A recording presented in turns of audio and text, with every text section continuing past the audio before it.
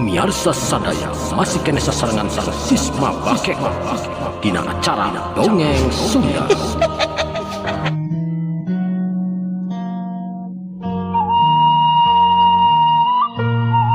Assalamualaikum warahmatullahi wabarakatuh.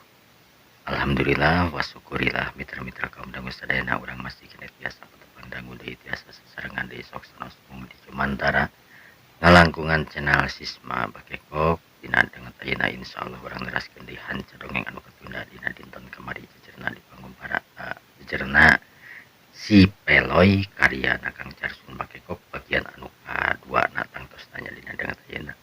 Mudah-mudahan ku ayeuna ieu acara dongeng teh sing ngajantenkeun panglipur kalbu panggeberah hiburan kanggo mitra-mitra sadayana anu ayana di suklakna di suklukna di antawisna aya anu di Pandeglang Banten, aya oge anu di Cileungsi Bogor, anu di Bekasi, di Cililin, di Subang, hatur nuhun pisan nya parantos ngadaranggukeun ieu dongeng teh.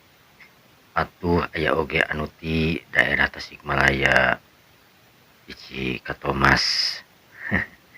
Geus ngadangukeun di urang Salopa, aya urang Karangnunggal nya di Patuja, Gunung Sabelah, Pamayang Sari, Sindang Kertah hatur nuhun geus ngadangukeun mugia sing sararehat sadayana nya.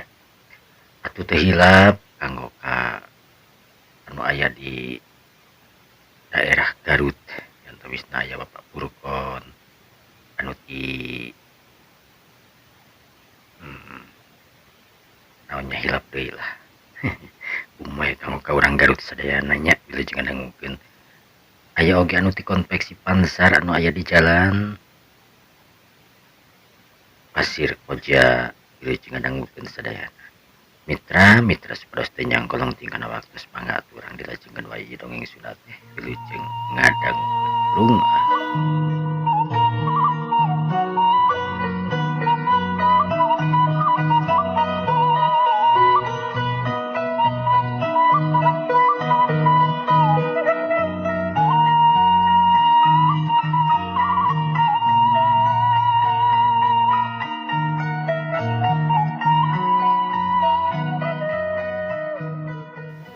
Peroy, wayahna si laing dina poe isu.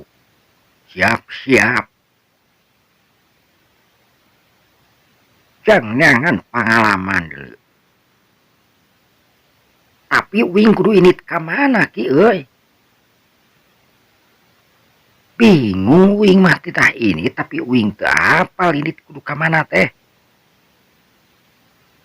Ilaing kudu diajar.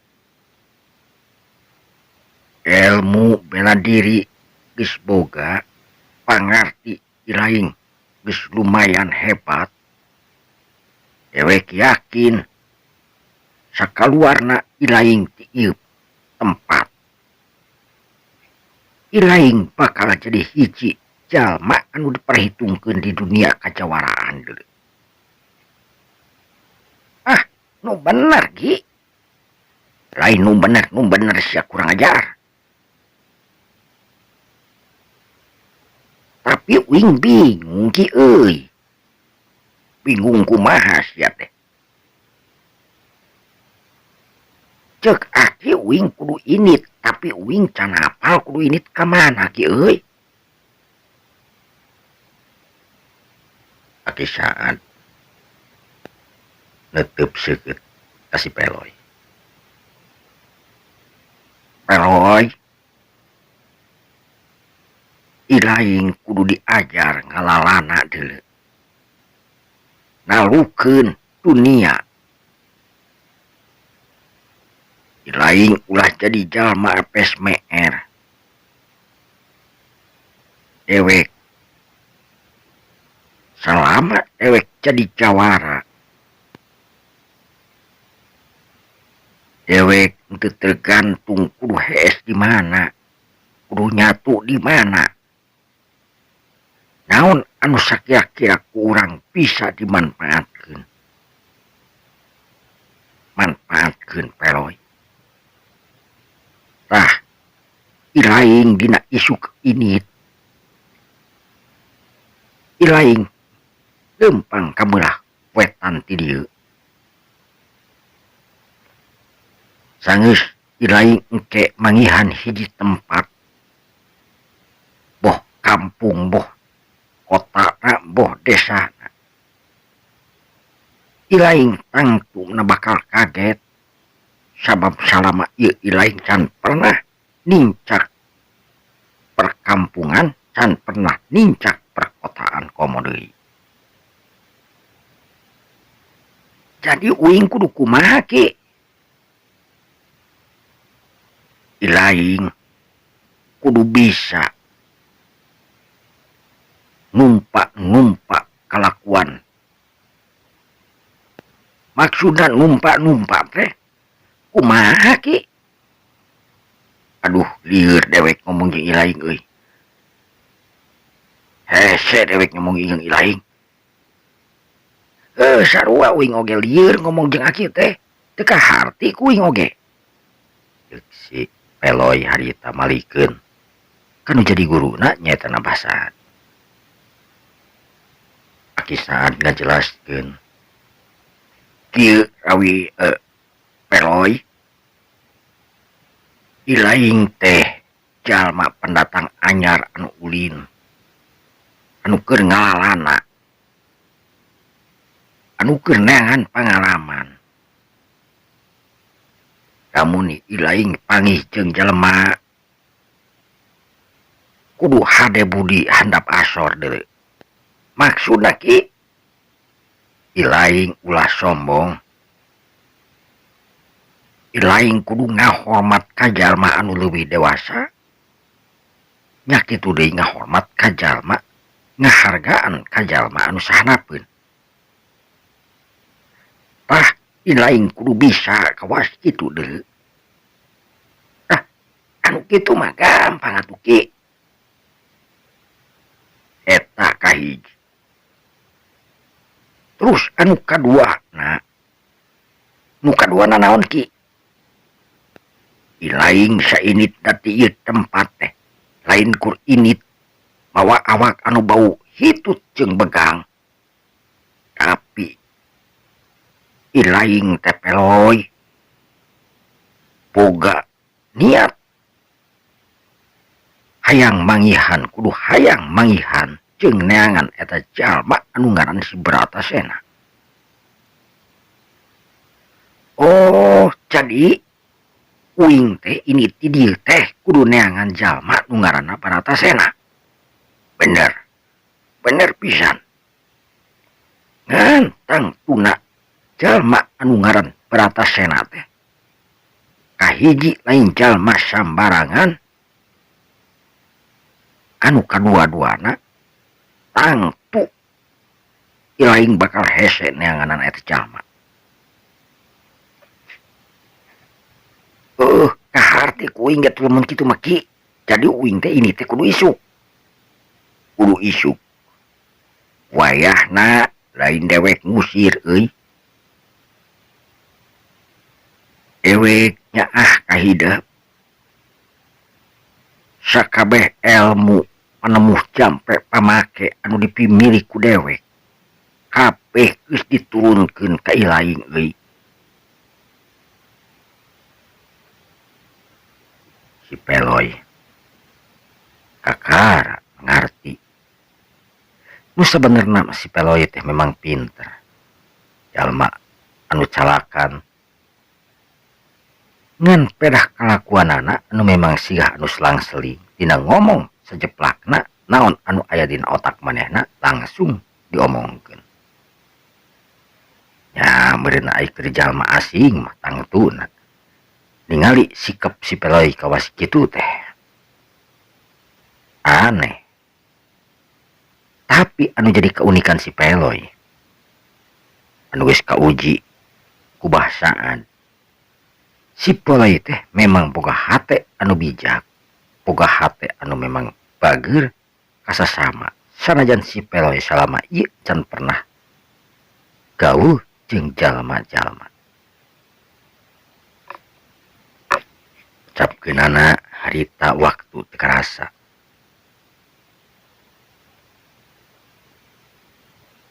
poe isukanana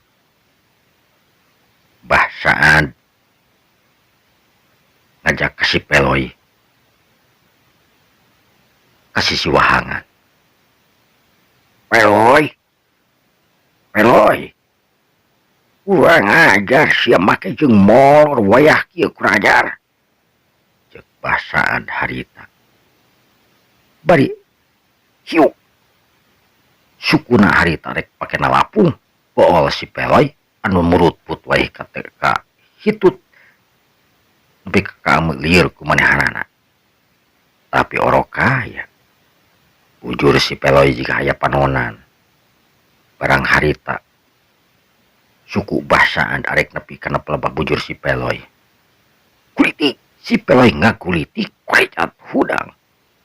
Aduh aya naon bah make jeung tulopang talapung kawing ieu teh. Urang ajar sia ai panon peureum ai buntut medut sia kurang ajar kan ieu sia. Bah Saad harita ngakupayan ka si Peloy. Ka mana bah tuturkeun dewek deuleu cek Bah Saad harita bari ngingking teu heula corelat ceuk. Bah Saad gacorelat harita ninggalkeun si Peloy awakna geus teu katingali deui. Ari si Peloy harita nuturkeun sarua ngaplesat dua jirim harita ting kolebat. Sanggeus nepi ka hiji Wahangan celek Bah Saad harita nangtung tina batu nu lempar. Tekung silila harita si Peloy pacurelat nyampeurkeun celek nangtung di hareupeun Bah Saad. Pok si Peloy ngomong ka Bah Saad bari neuteuk. Bah aya naon uing dibawa ka dieu bah rek latihan gelut bah euy. Hayu atuh bah rek latihan gelut mah. Lain latihan gelut sia kurang ajar. Tapi dewek ayeuna rek ngajulkeun hidup ti dieu tempat tadi. Uing kapanan teu moal naon bah. Emangna ilaing boga naon kitu nu kudu dibawa ha? Kapanan ilaing boga naon? Yeuh. Ilaing kudu teuleum ka eta leuwih. Tina leuwih eta teangan ku ilaing. Dina jarak waktu kurang leuwih 10 menit. Uing kudu neangan naon ki? Ilaing kudu neangan hiji pusaka. Naon anu kacabak ku ilaing pangheulana kepeul ku ilaing. Kumaha lamun batu ki? Kepeul ku ilaing. Sanajan aya loba anu bakal kacagap ku ilaing, tapi ilaing bakal diarahkeun kana hiji barang anu memang bakal jadi milik ilaing. Ceuk Bah Saad tanes. Si Peloy harita ngareret kana leuwih anu ngabubulak. Anu leuwih eta teh memang katigali hejo caina lantaran kucurona jeung geumana kerana. Ari si Peloy mah geus biasa manehna ngojay lantaran di tempatna. Iraha ieu teh ki? Ayeuna sia sama meh ilaing ini cokot heula pusaka. Si Peloy geus taki-taki harita. Barangger kitu harita katingali tina leuwih harita aya nu ngaburial burial tina leuwih harita. Bah Saad neuteub ka si Peloy. Peloy buru ilaing geurang ngacog ayeuna. Tuh kana tempat anu ngaburial bieu. Oke tuh ki Delis ya, montong hulang-hulang cigan nu cantungan kurang ajar. Tangges gitu si Peloy. Singkil. Curelat gajeleng harita si Peloy ngacurelat. Terus ngagajeleng teuleum asup kana jero leuwih anu kacida jerona ting sabara puluh meter eta leuwih jerona. Si Peloy harita nyurubuk awakna kana dasar sagaatna dasar leuwih. Naon anu jadi pepatah guru na, naon anu kacabak cenah nu pangheulana cokot ku manehanana. Sageus nepi kana dasar sagara, si Peloy harita nyabak hiji barang anu katingali. Eta barang teh lir ibarat tongkat ngan pendek. Si Peloy harita newak eta barang. Eta barang teh ditewak ku si Peloy. Nah hatena si Peloy ngomong, ah iya meureun anu dititah ku si Aki teh. Ah iya meureun pasti ieu dibawa ku aing. Ceuk si Peloy harita. Bari eta barang teh dibawa naik. Sanggeus kitu si Peloy ngojay ka sisi leuwih. Ari Saat nempokeun di luhur. Terus kitu si Peloy naik kena batu, corelat jeleng nyampeurkeun deui ka Saat. Bah, ieu lain bah. Hebat maneh Peloy. Memang maneh calakan euy. Jalma lain tentang tu bisa menangkeun eta secara gampang Peloy. Memang nanaon eta teh bah. Coba ku ilaing kumah euy. Sing bersih. Ceuk Saat harita ditah ngumah eta barang. Si Peloy ngagugu.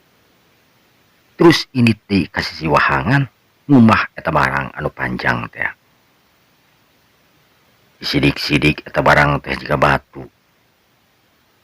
Tapi nah, molongo cek si Peloy teh. Ieu teh barang teh jiga batu euy. Tapi panjang jiga awi ye. Molongo. Naon ieu nya? Cek si Peloy. Sanggeus beres ngumahna. Terus nyampeurkeun deui ka Saat. Si Peloy harita ngasongkeun barang anu bieuna ngumah teh anu panjang kira-kira 2 jengkal panjangna. Katingali eta barang teh molongo. Peloy, ieu barang teh anu ngaran suling sakti aji kalindu. Hidup anu bakal tapi milik ieu barang Peloy. Ceuk Saat harita.